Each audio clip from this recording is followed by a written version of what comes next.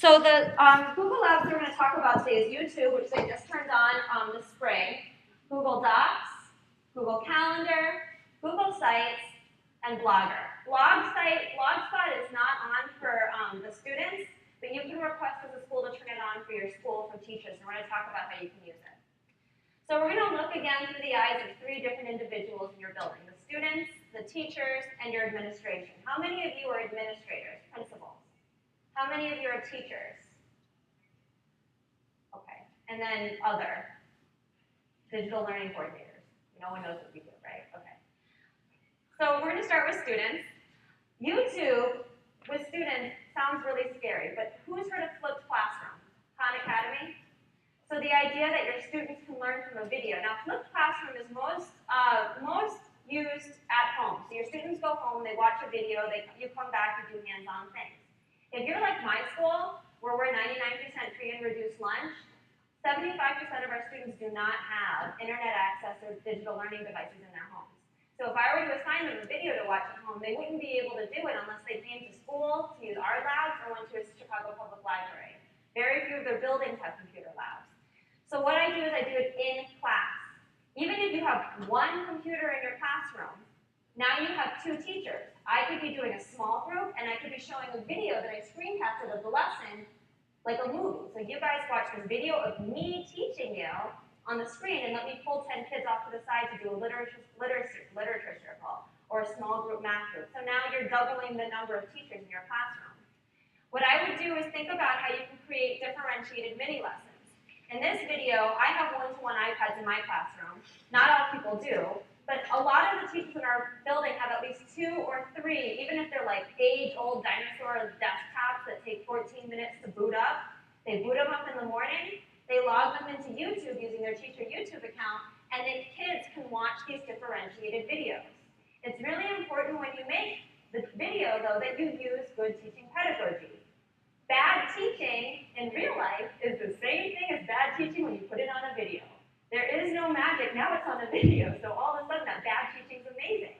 You need to be thinking about how you're doing it. We take the, we call it the Dora the Explorer tenets, which is the interacting with the kids. Do any of you have small children at home? And do you ever have them watch Dora the Explorer and they're yelling at the TV? That's good. They're interacting. They're not just sitting there like this. Like when they're up and they're like, Mommy, I see the triangle. It's over there. Diego found it. That's what we want. So I have my 5th graders who seem like they're like big, tough kids. They're like, what up? I hate everything. I don't like school. But you put them on the iPad and they're watching that flipped classroom video. And in the video, I say, can you find a polyhedron in the classroom? They're like, yeah, I can find it. Point to the polyhedron. And then you know where they are in the video because Dariante stands up and he goes, it's over there. And they really get into it. You know, pause your video and turn to your neighbor. Tell them how many polyhedra you can find. You see the kids pause and they look up and see who else is poking their heads up. They walk over and they have a discussion. So now it's not just about watching the movie slack-jawed and not participating. It's getting one-to-one teaching from another teacher while the real flesh and blood Miss Magiera is doing one-on-one with someone else. So it's bringing down your teacher-to-student ratio. You can also get dot cams. So Elmos are expensive. These are cheaper, $69, no tax-free shipping. iPivo point to view from Amazon. It's a dot cam. It's a USB dot cam that plugs into your computer. And as you screencast, you can also do some live experiments. So how many of you have science background, science teachers or work with science teachers? You're trying to do a lab at the front of the room and talk about solubility, and you're trying to show how oil doesn't mix with water, and you're trying to get the kid way in the back of the classroom to see the little beads of vegetable oil and the food coloring and the water, and they can't see it, so you put it under your Elmo, and the Elmo's not focusing. Instead, you can have your dot cam, your iPivo, and pre-record all of those examples so the kids can see it live, expand the video, zoom in. It's a really great way to get the kids up and close to the things that you're trying to teach, and it's really inexpensive. That will tell me that the number directly to the left, to the base of my iPivo right there, is going to be this is my student teacher runs, plays. And you can't really tell because of the light, but she has all the color coding. So when as a math teacher, I go up to the board and I'm like, I love color coding, right? So I have like my 18 expo markers out, and I'm trying to make the ones place red every single time, the tens place blue, and the hundreds place green, and I end up with more expo on myself than on the board, and it's flustered, and you're trying to make sure that class is, or that table is paying attention. It's a lot. So when I can do it in the quiet of my classroom at the end of the day and make sure it's all set and done, it's a lot easier for me than to pull the kids who need the hands-on and to see that in real life in smaller groups. This is also check out your YouTube channels. You're like, okay, Magiera, I hear what you're saying, but I don't have time to be making all these videos. I have a life. Mathematics is a channel of free screencasts that other people make who don't have lives, like me. So we upload the videos and you get to use them. Woohoo! They are tagged by strands, Common Core standard, topic, subject, everything. If they have it for math, they have one that's not so good for science, and literacy is the elusive unicorn at the end of the rainbow. We haven't found anything for literacy yet, but if you find it, please add it to the Google Doc. But this is a great thing to do, and you can also create, you see that I'm subscribed right here, you can subscribe to it, so as new videos come up, they'll send you an email. So you might go up on Tuesday and there's no volume of polyhedra lesson, but they'll send you an email when one comes up. So again, they call it flipped classroom, but really it's cloning the teacher. It's allowing there to be more of you to support your students so you get more differentiation in a day. The other thing that you can do is using Google Docs for collaboration, which I think is one of the most obvious uses of Google, but some people are like, how am I going to manage that? So here, I'm creating a screencast. So this is me using QuickTime, and that's just last night I told my husband, I was like, go upstairs and pretend that you're collaborating with me on Google Docs. He's like, I don't understand what you're doing. But you can see I'm typing and I'm sharing the doc now with, I don't know if you saw, my husband. It's an old man, Magiera. And now he is typing in the pink. So he's typing in the pink below me, and I have just a straight cursor above him, and we're working on the same document at the exact same time. Now, maybe I don't like what he's saying. Maybe I'm like, geez, Jim, that's not where we're going with this report. What are you talking about? I can go up to the top right here, and I can go to comments, and I can comment on what's going on without changing or the integrity of the actual document. I don't have to type a note to him. So I can just type a comment right here and hit comment, and it opens up a chat window on the left. Moreover, I can highlight some of the text and create actual in-text comments. So who uses Microsoft Word where you do revisions and you do comments and insert your comments? It's the exact same thing, only it's collaborative in real time. So imagine you have 30 of your high school literacy or writing students, and they're all creating documents, and you can log into any one of their computers at any given time and keystroke for keystroke, see what they're doing and give them feedback. I see what you're doing as a past participle, or I don't see the main idea here, or you need a stronger thesis. Give comments. Moreover, what you can do is go to, so here I am doing the in-document comment right here about rights. So I can add a comment, I just highlight the word, go to comment, and add a comment right in there. It's also great when you're collaborating on lesson plans. So this year, I taught departmentalized math, and my colleague taught science, and another colleague taught literacy, but we did a lot of cross-content lesson plans. Instead of saying, who's free at 3 o'clock on Thursday, we all just said, you know what, let's all just share one Google Doc, and let's write a lesson plan together from our own home. So, you grab a glass of wine, you sit up and put your kids to bed, you sit on the couch, and all of a sudden, from 3 different places in the city, we're working on the exact same document, writing a lesson together, and collaborating this way. I can go to revisions. So just like I told you before, if somebody does something that we don't like, or they accidentally delete the entire thing, I can go back and see revision at 4:45 and 30 seconds by whomever, and I can revert to that revision at any given time. So for your students, they're turning in all these Google Docs. How do you grade it, right? You can't write on a Google Doc, great job, and give them the grade, and moreover, you might not want to, especially if we're doing a shared thing. So let's say Holly and I are working together on a 3-paragraph essay. I don't want Holly to see my grade, and I don't want to see Holly's grade. Well, maybe I do, but she doesn't want me to see her grade. So you can use Edmodo. Who's ever seen this before? If you haven't, go down to their table downstairs because it's amazing. It's free and it looks like Facebook, so the kids like it.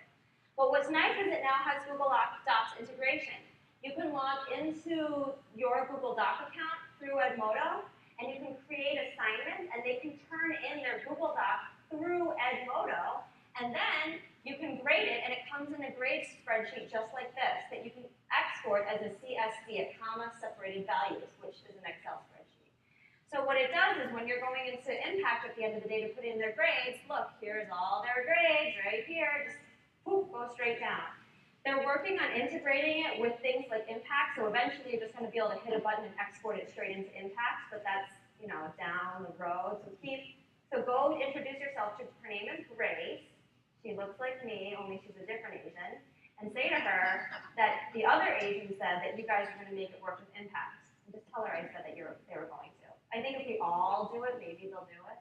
But what's really nice is as you're grading the Google Doc, you can also have revision grades. So the first revision of your essay or your science experiment or your lab report might have been a 97.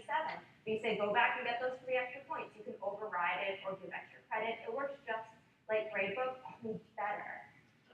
So that's a great way to keep it private. The final thing I want to show you from the student's point of view is the student becoming the teacher. How many times have you ever seen activities in class where the teacher has the kid either write a test or grade someone else's test? No one? Really? Okay, one person, 2, 3. Anyway, Bueller? Okay. So they can create forms. So what I'm doing in this screencast is creating my own form. The form that you guys filled out today, this is how you do it. It's just you just type in the question, you say what types of answers you can have. Since all of our kids are going to be in a GAP environment, Google Apps for Education, GAP, since they're going to be in a GAP environment, they can all create their own assessments if you want them to, for each other, for themselves, and they can work on conditional formatting. Think about what it takes to do conditional formatting. You have to think about the main idea of the answer. You have to think about keywords. If they say probability, then turn it green. What does that mean if it turns green? They get it, they don't get it. You're getting the kids to think of higher order thinking questions and rigor, and not only thinking of a question, but what are the possible answers? And you can have them do it all through Google Docs. Woohoo! So then that doc that I created in the screencast, this is what it looks like, or the form rather, and then it populates in the spreadsheet, just like I showed you before. So that's from a student's point of view. There's a lot more things, but I don't have a lot of time. The next point of view is from the teacher. Who here has created a Google site before? A couple of you. I saw in the spreadsheet that some of you were advanced, so I assume that's you who have your hands up. What have you created a site for before? Demos? For your school? Just over there? Classroom website. Ding, ding, ding. That's what this is. So this is my classroom website. It's really simple. If you go to sites.google.com, there's actually a template that says classroom website. And it has like, here's the word of the week. Here's your homework. You just have to change it from saying Miss Smith to whatever your name is. It's pretty simple. If you want to get fancy and make it pretty, you can. But what's nice is you can tab it out. So I have my calendar, my student work, my homework, all that good stuff. But the real money stuff is the assessment. So the kids, like I said, at every lesson, they go to the exit ticket. Now before, my exit tickets were paper, right? The principal would hand me all these flyers to hand out to my kids, and sometimes I'd remember to pass them out. I probably shouldn't say that in a room full of principals, right? I would always pass them out, but sometimes there would be leftovers.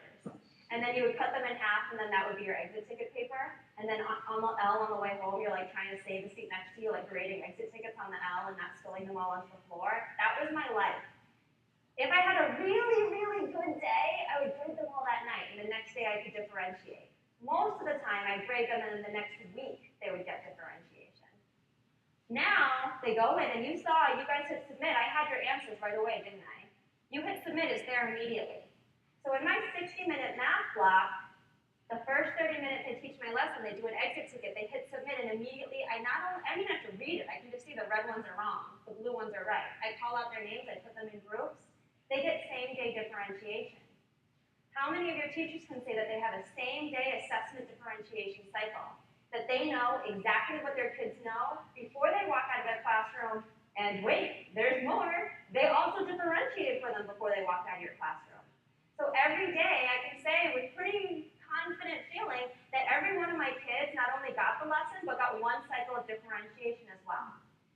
Here you see I'm asking my kids here, this was a multiple choice. They don't all have to be multiple choice, but this was one. All these kids are really good guessers because they all got it right. But here's the metacognition piece. This student says, it says, explain how you found out the probability for picking an X. This student says, because I was paying action, which is autocorrect at its finest. He meant because I was paying attention. So he doesn't get it. He needs to be in a group to reteach. This student says, IDK, I don't know, I just think. Also doesn't get it. Right answer, wrong thinking.